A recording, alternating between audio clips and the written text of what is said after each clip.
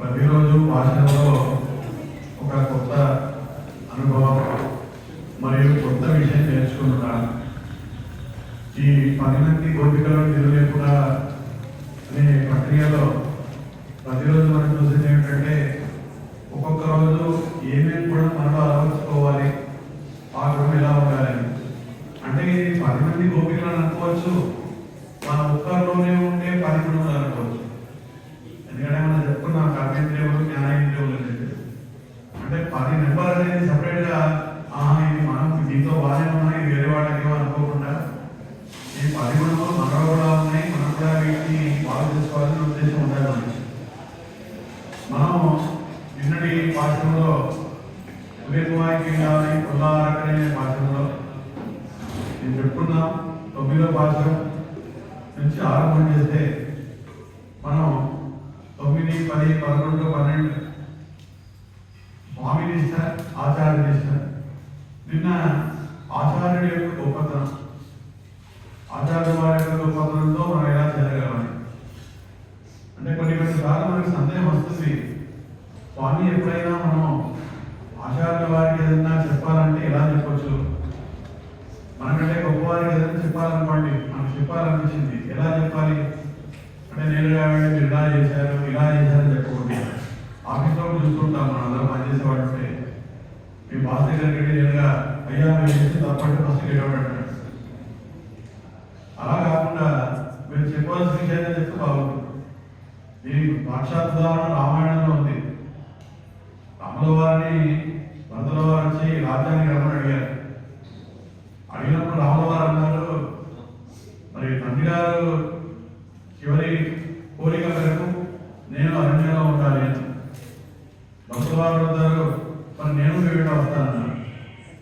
శ్రీనివాసుల వారు చెప్తారు, కాదంటే రెండో కోరిక తండ్రి గారు ఏమిటి, నేను అడిగేయడం మొదటి కోరిక, రెండవ కోరిక మీరు పట్టాభిషేకులు కావాలి. అలా ఈ సంభాషణ అయిన తర్వాత రామచంద్ర వారు భరతుల వారిని అయోధ్యలంతా ఎలా ఉన్నారు, ఏమున్నారు, రాజభవనం బాగా జరుగుతుందా, అన్ని జరుగుతుందా అన్ని అడిగారు అన్నమాట. అడిగితే ఈయన మౌనంగా ఉన్నాడు. అప్పుడు ఈయనకు ఒక కొత్త సపోర్ట్ లభించింది వశిష్ఠ వారి దగ్గర. వశిష్ఠ వారు వచ్చి, రామ ఇప్పటి వరకు ఇక్ష్వాకు వంశంలో జ్యేష్ఠ కుమారుడు మాత్రమే రాజయ్యాడు, ఈ ప్రక్రియ ఇప్పటివరకు ఎప్పుడు మారలేదు అంటే వెంటనే భరతుడు, మా అన్నగారు మారుస్తున్నారు ప్రక్రియని. గురువుగారు చెప్పారు, వెంటనే చెప్పాలి, ఎలా చెప్పాలో చెప్పాలి. గురువుగారు చెప్పిన తర్వాత నేను మాట్లాడాడు, మా అన్నగారు మారుస్తున్నారు ప్రక్రియని. శ్రీరామచంద్ర వారు ఎలాంటి వారండి, ఆయన వెంటనే మరి ఇప్పుడు ఇక్ష్వాకు వంశంలో పూర్వమిగా వరాలు కూడా ఎవరు ఇవ్వలేదు కదా. వరాలు ఇచ్చినప్పుడు వరాలు ఇవ్వలేదు కాబట్టి ఇలా జరగలేదు, వరాలు ఇచ్చారు కాబట్టి ఇలా జరిగింది. నేను చెప్పిన తర్వాత భరతుల వారు మరి ఆ పాదుకలు తీసుకొని మళ్ళీ అయోధ్యకు వెళ్ళి అయోధ్య పొలిమేరలో ఆ పాదుకలను పెట్టి దాని ద్వారా రాజ్యం చేశారని మనందరికీ తెలుసు. పాదుకా సహస్రం అని విధానం తీసుకోవాలి అంటారు. వారు అంటారు, ఒక భాగవతం వచ్చి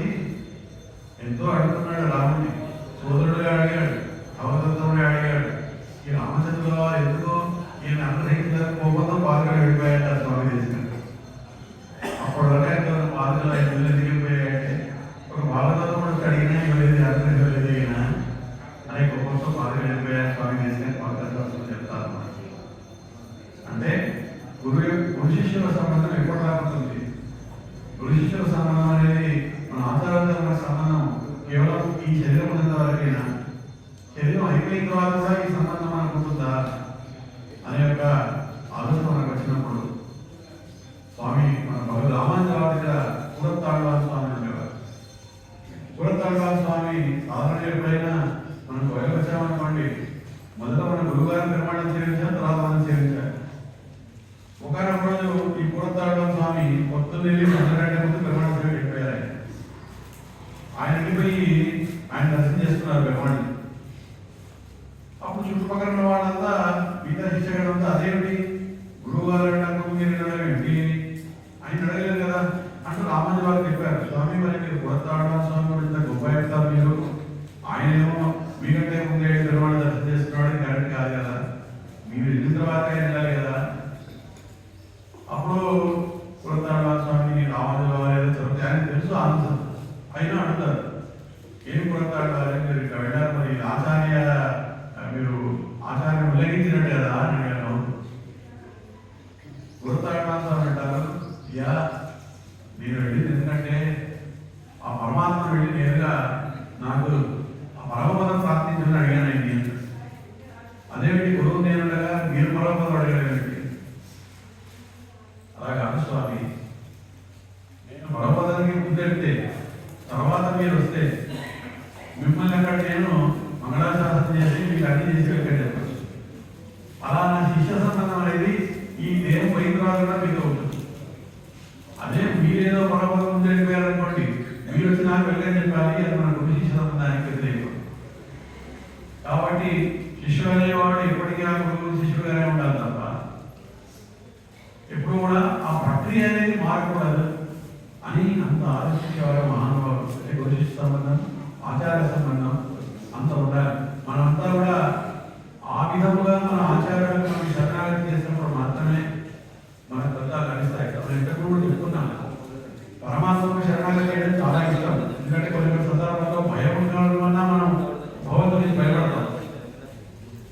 గురువు గారిని చూసి ఏముందంటే మీరు కూడా మనలాగా మనిషే కదా అనిపిస్తుంది. పరమాత్మకు భయం ఉంటుంది. ఎక్కడో వాళ్ళు రెండు వెళ్ళేవాడు కూడా భగవంతుడు చూడని దండం పెట్టుకుంటూ వెళ్ళిపోతారు. అది ఇంకో వ్యక్తి అనిపిస్తే పెడతారా, మొక్క కూడా చూడ వెళ్ళిపోతారు. పరమాత్మ చూసి దండం పెడతాం అనుకోండి, ఎందుకంటే భయం, పాప భీతి.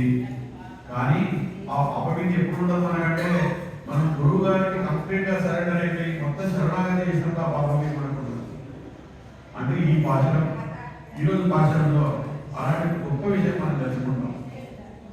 ఈరోజు భాషం ఉంగట్ పోయక్కడికి తోటత్వ ఆవేడు సెంగలి వాయినిగింది ఆంబల్ వాయి కుప్పేనాడు. ఏమిటి భాషం అంటే ఇప్పటికీ 8 మంది గోపికలు నిద్రలేవడం అయిపోయింది. రేపటితో నిద్రలేవడం అయిపోతుందండి. ఇంకెన్నటి నుంచి అందరూ పడుకోవచ్చు బాగా. ఇప్పుడు నిద్రలేవడం జరుగుతుంది. ఇంకా లోపల గోపికతో వీటి సంకేతం మనం చూసాం. కొన్ని భాషలలో తెల్లవారి తినడానికి సంకేతాలు ఉన్నాయి, కొన్ని భాషలలో తెల్లవారి తినడానికి సంకేతం లేవు. 9వ భాషలో తుమ్మిడి మాడకు శుద్ధం పిడంగియా ధూపం కమయం, అందులో ఎక్కడ తెల్లవారి తిన సంకేతం లేదు. 10వ భాషలో నోతు స్వర్గం పోయి బ్రాహ్మణాయి మాతృముతారో భాష తిరవాలని తప్ప తెల్లవారిని చెప్పలేదు. 11వ భాషలో కర్తవ్యమై గణకట్పలగరందు సిద్ధార్థులే సిద్ధి చెప్పారు తప్ప సంకేతం లేదు. 12వ భాషలో కరెక్ట్గా తిరుమలకి నిరుతమయ్యే నిరుపాల్సోరాన్ని తప్ప తెల్లవారిన సంకేతం లేదు. నిన్నటి భాష 13వ భాషలో సంకేతం ఉంది. ఎక్కడ ఉంది సంకేతం? ఉళ్ళు సిలువైన పోదరి కడిన వెళ్ళి ఏది గాడి ఉరకెత్తు సంకేతం తెల్లవారిన. ఈరోజు భాషలో సెంగైని వాయి హింద్ ఆంబర్ వాయి కుమ్మినగాడు. సెంగైని అనగా పామర పుష్పము, పామర పుష్పము వికసించినది. పామర పుష్పం వికసించింది. ఆంబల్ అనే పుష్పము ముసుగుపోయినది. వికసించిన పుష్పం ముసుగుపోయినది. అదే స్వామి ఇలాంటి పుష్పాలు కూడా ఉంటాయి. అది సూర్యోదయంగానే పుష్పాలు వికసిస్తాయని తెలుసు, కానీ ముసుగుపోయే పుష్పాలు ఉంటాయంటే ఉంటాయండి. చూడండి, అన్నాడు వారు ఎప్పుడో ఏం చేసింది. ఇప్పుడంతా సాఫ్ట్వేర్ లో ఈ నైట్ షిఫ్ట్ అంటే చేస్తుంటారు కదా మన వాళ్ళు. అది ఇదే అంటే వాళ్ళంతా మనందరూ కొంత సాగీదా వాళ్ళంతా పడుకున్న టైంలో డ్యూటీ చేస్తారు. అందరూ లేదు నిర్మాణం చేసే టైంలో పాపం ఏం చేస్తారు తప్ప దేవధనం వాళ్ళ సమయంలో వాళ్ళు పడుకుంటారు. అలా సేమ్ తామర పుష్పం వికసించినట్టు మధ్యాహ్నం ఎప్పుడో వాడు బాగు వేసినప్పుడు ఎప్పుడో సాయంత్రం తిరువారాధన చేసుకుని ఎప్పుడు భోజనం చేసి ఆఫీస్కి వెళ్ళారు. అలా సెకండ్ ఇయర్ అంబల్వాయి ఎనిమిది అంబల్వాయి 9 అంటే ఇలా పుష్పం వికసించింది, ఇలా ఇంకో పుష్పం మూసిపోయింది. కాబట్టి తెల్లవారి మొదలైంది అని బయట ఉన్న గోపిక లోపల గోపిక చెప్తున్నాను. లోపల గోపిక అంటుంది, ఎక్కడి తామర పుష్పము, మీ ముఖాలన్నీ వెళ్ళిపోతున్నాయి, మీ ముఖాల కానీ ఒకరి మీద పడి ఏదో వికసించినట్టు అనిపిస్తుంది మీకు, తామర పుష్పం లేదు ఏమీ లేదు అంటే ముంగడి పోయి ఎక్కడి అంటున్నారు. అమ్మ ఎక్కడితో కాదు, మీ ఇంట్లో ఉన్న తామర పుష్పము, మీ ఇంట్లో ఉన్న తామర పుష్పం, మేము ఎక్కడ ఉంది కాదు, మీ ఇంట్లో ఉన్న తామర పుష్పము వికసించినది. మా ఇంట్లో ఉన్నదా? మా ఇంట్లో ఉన్నది మీకు ఎలా తెలుసు? నేను ఇంకా తలపై చదవలేదు. ఇక్కడ రెండు ఆప్షన్స్. నేను తప్పు జరగకుండా మీరు మా ఇంట్లో చూసారంటే మీరు మాట్లాడేది అబద్ధం. లేదు, మీరు మాట్లాడే నిజమైంది, నేను తెలుగు నచ్చినట్టు కదా, వాళ్ళు ఎందుకు నేర్చుకున్నారు? తప్పు దర్శే అవుతున్నాను, తప్పునే మీకు చూసినట్టున్నాడు. పోనీ నేను తప్పు జరగకపోతే మా ఇంట్లో పుష్పం వికసించని మీకు ఎలా తెలుసు? వాళ్ళు అంటున్నారు, అమ్మా ఈ గ్రామంలో ఉన్న తామర పుష్పాలు అన్నీ వికసిస్తే మీ ఇంటి తామర పుష్పం మాత్రం వేరుగా ఉంటుందా?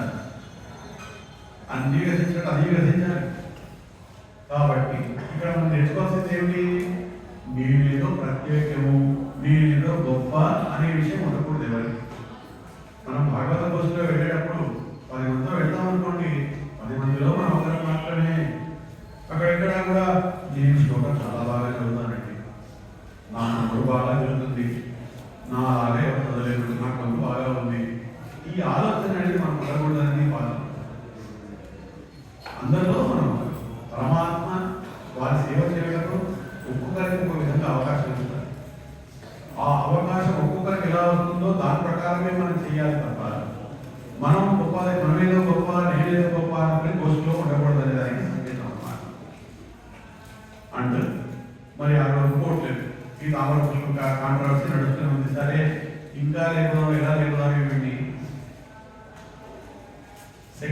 సెంగల్ పొడి, సెంగల్ అనగా ఇటుక, సెంగల్ పొడి కూరై వెంపల్ తవత్తవ అనగా ఇటుక అంటే కాషాయ వర్ణము వస్త్రములు ధరించినటువంటి వారు, తెల్లటి పన్నులు గలవారు, పరమాత్ముడికి సెంగిడు వాళ్ళంతా కూడా పరమాత్ముడికి శంఖము పూరించడానికి బయలుదేరుతున్నారు. నీకు ఇంకా ఆ శంఖం మీరు ఇంకా వినిపించలేదా అంటే ఇక్కడ సాధువులు ఎద్దులు ఎవరైతే ఉంటారో వాళ్ళంతా ఈ తమలపాకు ఎవరు వేస్తూ ఉంటారు. అందుకనే బయటపడి తర్వాత అంటున్నారు. అంటే ఎర్రటి పనులు అంటే తమలపాకు తినడం భోగాలు ప్రతీక, అలాంటివి ఏమి ఉండకూడదు. ఇప్పుడు ఒక ఆయన అన్నట్ట, ఒక దగ్గర ఎప్పుడో స్వామి ఉన్నట్టు ఒక ఆయన, అంటే ఈ స్వామి కాదు, ఎవరో ఫేక్ స్వామి ఉన్నారు, చాలా మంది ఉంటారు, ఎక్కడెక్కడో తెలియదు, ఎవరెవరేమో తెలియదు. ఏదో ఒక ఆయన కూర్చున్నాడు ఎక్కడో, ఆయన దగ్గర పెడితే అలా నోరంతా ఎర్రగా ఉన్నాడు. ఏమయ్యా నోరంతా ఎర్రగా ఉంది స్వామి, మరి మీరు ఇది ఇలా అమరపంగా సేవించకూడదు కదా మీరు అని అడిగారు. ఆయన అన్నట్ట, స్వామి ఎప్పుడైనా తినకూడదు ఏదైనా తిన్నప్పుడు మాత్రమే వేసుకుంటున్నానండి. అదేమిటండి తినకూడదు ఏమిటి? తినకూడదు తింటారండి మీరు అంటే, తాగకూడదు తాగినప్పుడు తింటూ ఉంటారండి అంటే మన మనుషులలో మార్గంలో ఏంటంటే మనం అంటే మనం వేసుకున్న తప్పులన్నీ అడిషన్స్ అవి ఎక్కడ ఎంజాయ్ ఉండవు. ఇక్కడ గొప్పవాళ్ళతో కొంచెం ఏమిటంటే అలా మన యొక్క ఎంతవరకు అయితే ఉన్నారో వాళ్ళు వాళ్ళు బాగా ఉంది, వాళ్ళు దీక్ష పాటిస్తూ వాళ్ళంతా కూడా పరమాత్మ కోరిక పెట్టుకున్నారు. నీకు ఇంకా తెలియట్లేదా? ఇంగిడి వాళ్ళు పోయిందా? ఎంగడైకున్నాం ఎక్కువ వాయిస్ అదేమిటమ్మా, నీవే కదా అందరికంటే ముందు పెద్ద స్పీచ్ ఇచ్చావు. ఫస్ట్ డే మాట్లాడుతున్నావు, పక్కన నువ్వే ఉన్నావు. నువ్వేమన్నావు? ఫస్ట్ భాష కాగానే మాకు ఏమన్నా పాడి అనగానే పక్కన ఉంటే ఏమన్నావు? నేను చేయడం నేను అందరినీ నేను లేపుతానన్నా, అందరినీ లేపుతానని చెప్పేసి అందరికంటే లాస్ట్ వరకు లేస్తున్నాను నువ్వే పడుకున్నావు. ఇక ఉపన్యాసం ఇవ్వడంలో నెంబర్ 1, పాటించడంలో లాస్ట్. ఎక్కడ ఏమున్నా ఎక్కువ బాగా